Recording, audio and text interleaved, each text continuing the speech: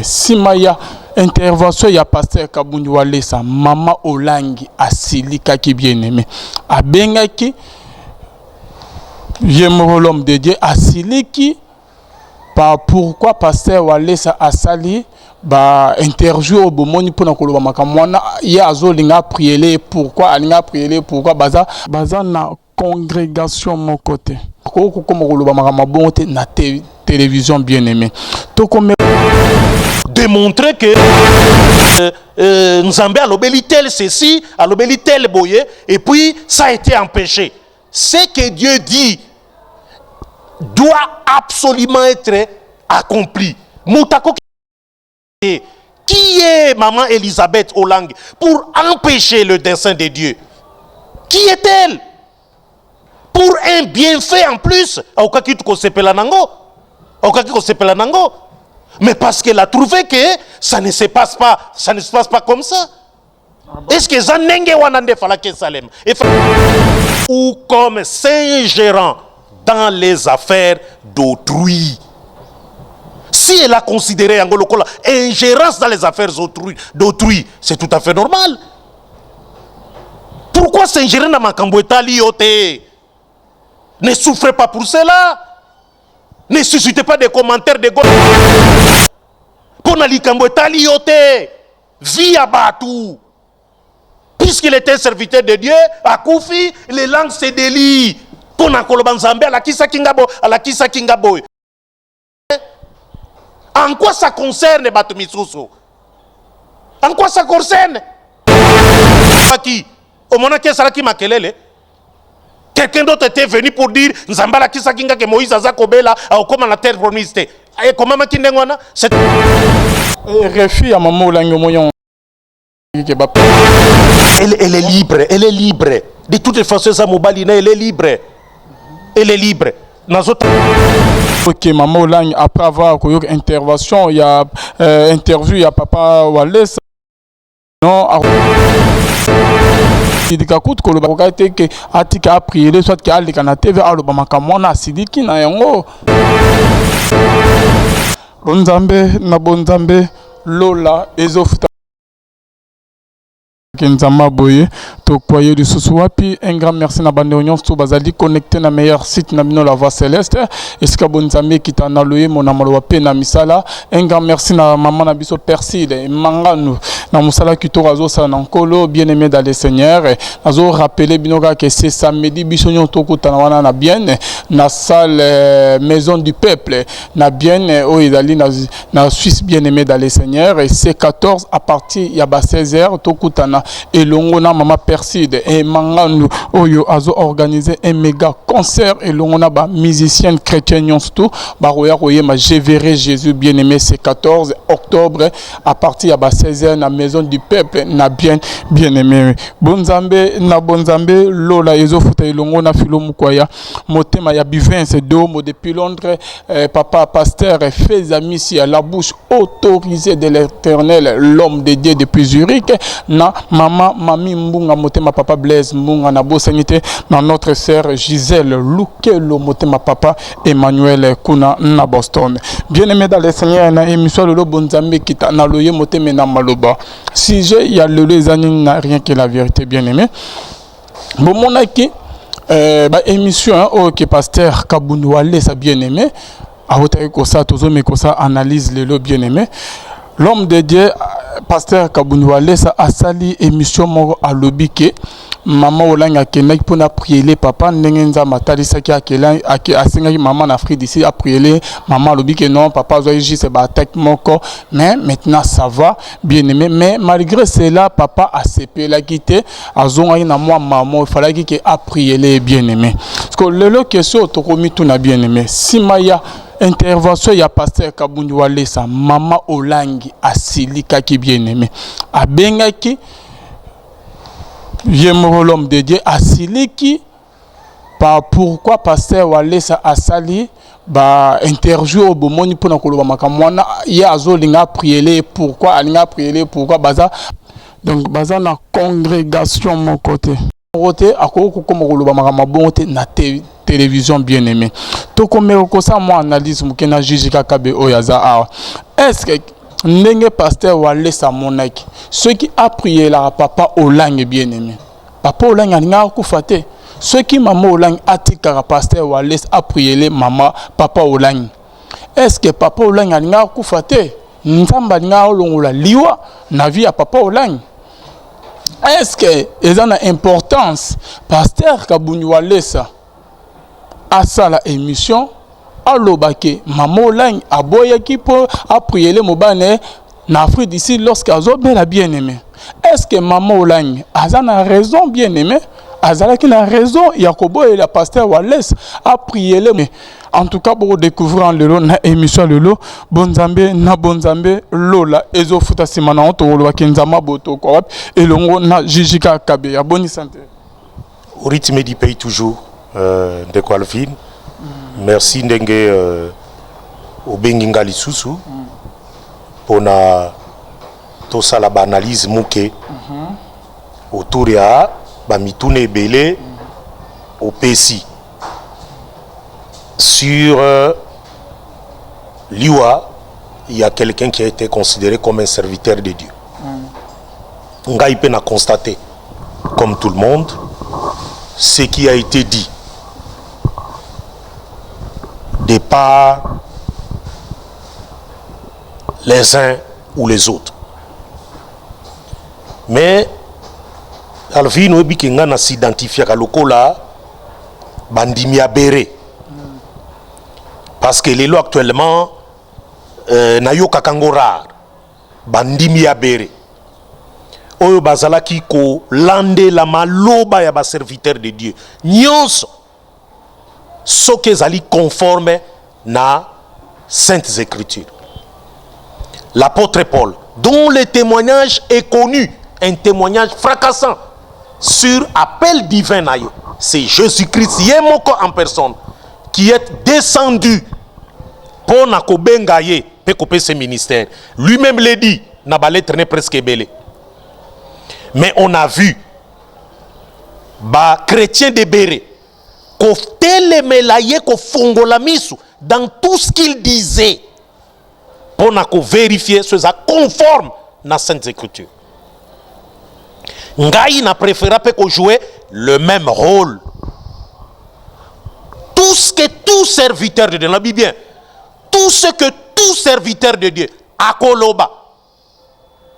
Ngai mosala nangé zali a vérifier les Saintes Écritures. Ce qu'il dit ezali conforme na yango.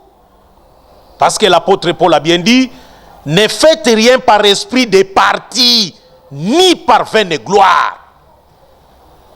Lélo, beaucoup de serviteurs de Dieu, surtout l'église de réveil, bakoma koluka ba vaine gloire.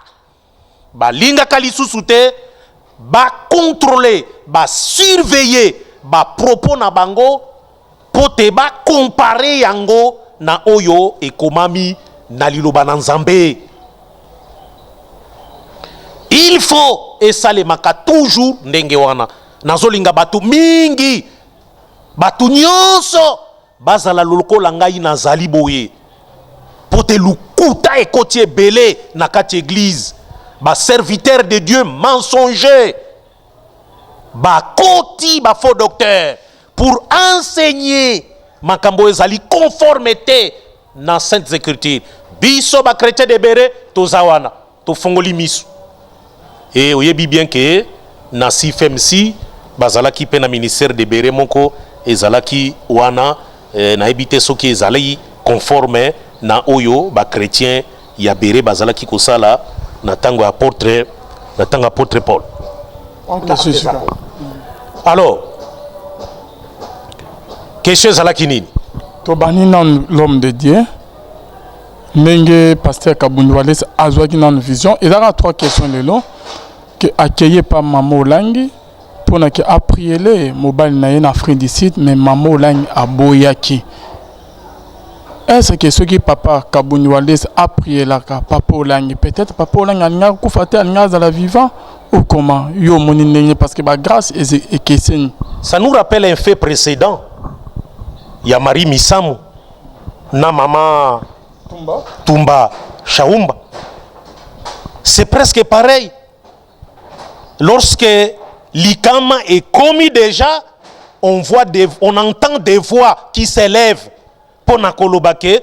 Dieu m'a dit ceci, Dieu m'a dit cela. Et non pas pendant. Et non pas pendant les faits.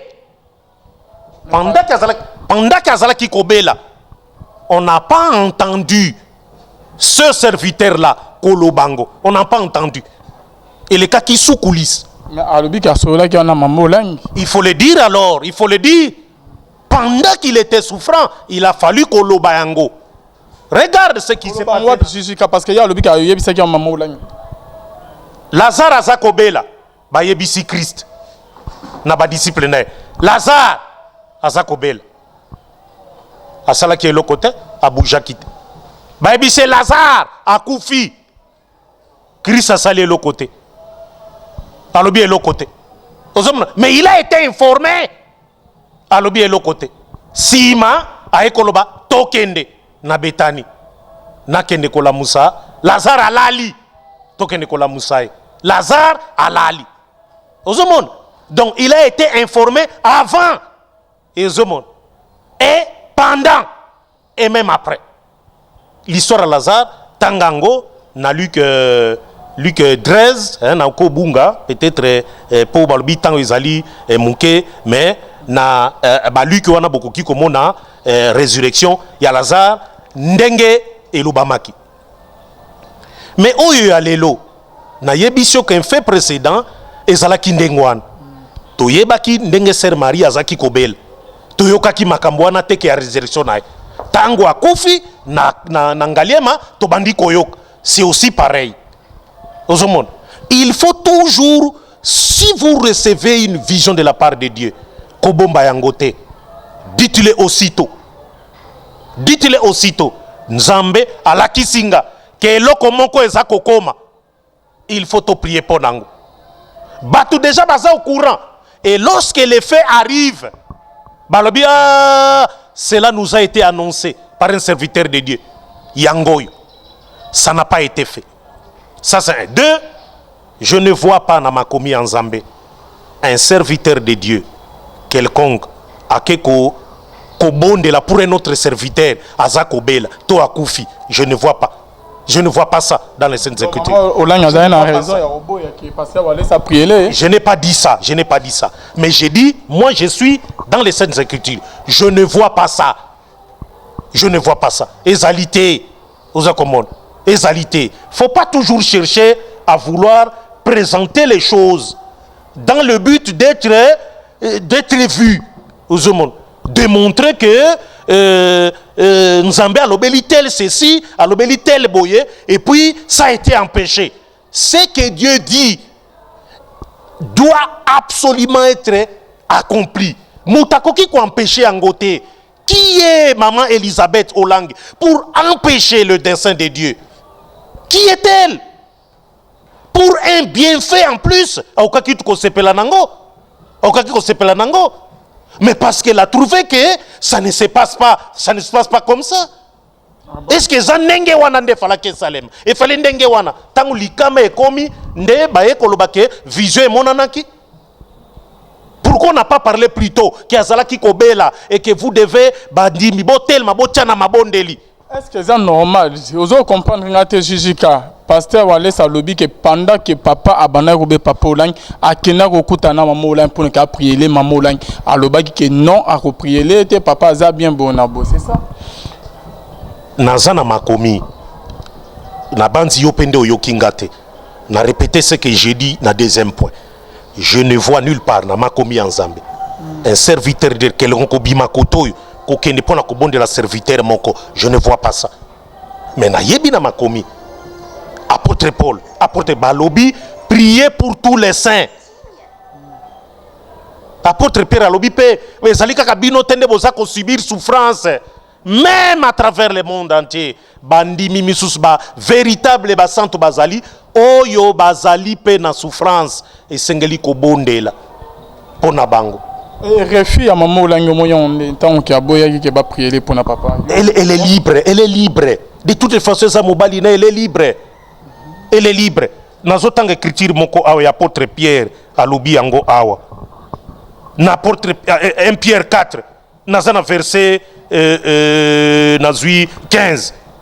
Nul de vous en effet ne souffre comme meurtrier ou voleur ou malfaiteur ou comme s'ingérant dans les affaires d'autrui. Si elle a considéré Angolokola ingérence dans les affaires d'autrui, c'est tout à fait normal. Pourquoi s'ingérer dans makambo etali yote? Ne souffrez pas pour cela. Ne suscitez pas des commentaires de gauche à droite. Pour nalikambo etali yote, vie à Batou. Puisqu'il était un serviteur de Dieu, à Koufi, les langues se délient. Pour Nakolobanzambe, à la Kisa Kingabo, c'est votre affaire. En quoi ça concerne Batumisusu? En quoi ça concerne Moïse Akoufaki? Au moment que Salaki Makelele, quelqu'un d'autre était venu pour dire Nzambala Kisakinga que Moïse Azakobela a comme la terre promise. Et comment Makindengwana? C'était qui dit Louab. Jacques, parmi les apôtres, a été décapité par Hérode. Pour que sa puissance n'aille, qui à côté les la œuvre du Seigneur Wana. Yomona qui prophétisait Bimaki pendant qu'Agabus le prophète était sur place. Au moment qu'Agabus alobaki yango avant que moko ya ba prophète wana bako égorger na roi Hérode. Au moment ezali biblique. Ezali te.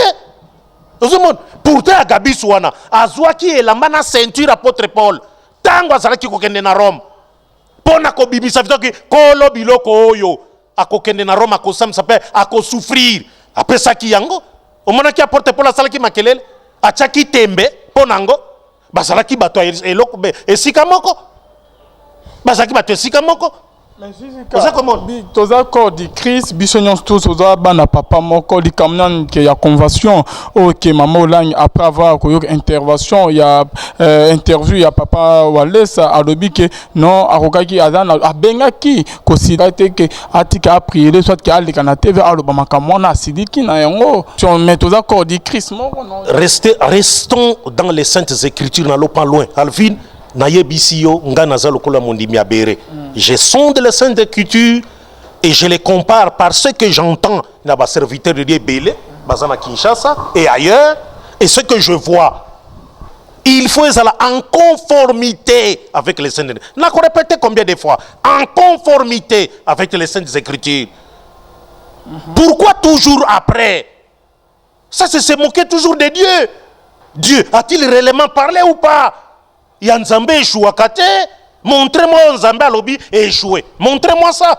Mais c'est ce que je viens de dire. Je t'ai posé ma question, vous ne m'avez pas répondu. Nazo, par rapport à Refi, à Maman bien si même après intervention, interview, maman Olang a sili, à quoi le makamna bango, c'est que aya reprier les papa. Nande que maman Olang a sili qui bongo après koyoka émission ya papa kabunduale sa yo monyane ada na to a sili katote. D'abord c'est son mari. Il faut que c'est son mari. Azana droit ya koloba o alingi na o etali mobali naye.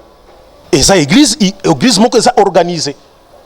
En dehors na couple langue, il y a sûrement des serviteurs de Dieu au bazar les plus anciens qui peuvent décider autour de ça. Mais pourquoi seulement quand il décède aux hommes? Il faut qu'on l'obango si quoi à travers le monde entier. Pourquoi quand il était malade, on n'a pas pu dire yango? Papa Olangi est malade, aza souffrant, to sengi na basantu nyonso, bobonde la pona état de santé naye.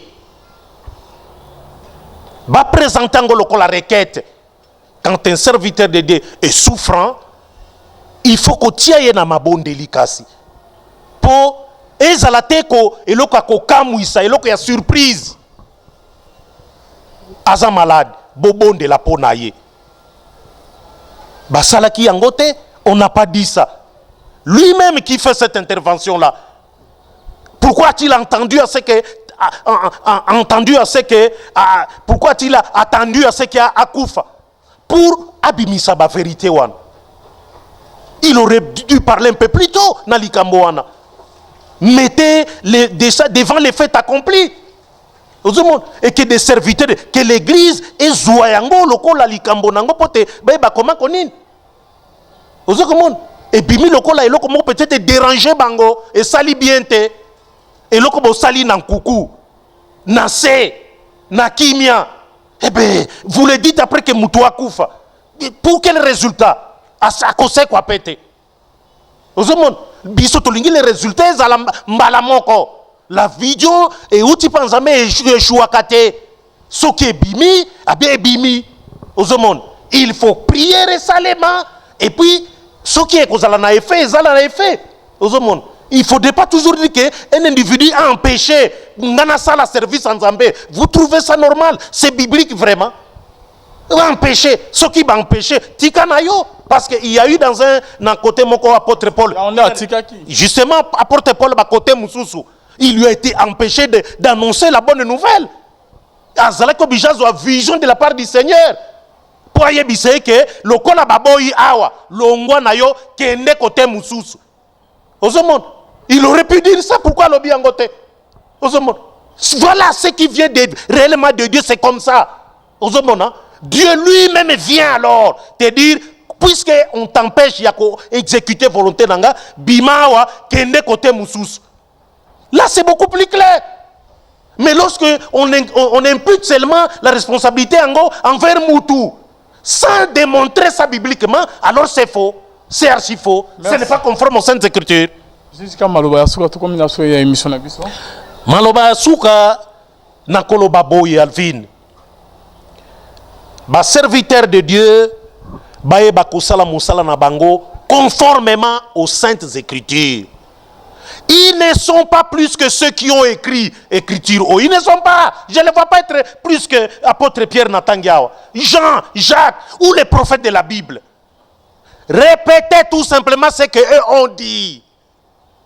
Mayele ou Takipana Bango, le Saint-Esprit a parlé en eux pour qu'ils parlent de la part du Seigneur. Ce n'est pas vous, serviteurs de Dieu d'aujourd'hui, de venir vouloir interpréter ce qu'eux ont écrit. Et ont expliqué largement, de manière aussi simple, pour votre ne pas comprendre. Pourquoi falsifier? Et ils sont en train de souffrir inutilement pour Yango. Yango est chrétien, ne souffrez pas comme étant voleur, criminel, ou quoi que ce soit, ou s'ingérant dans les affaires d'autrui. Un serviteur de Dieu véritable ne s'ingère pas dans les affaires d'autrui.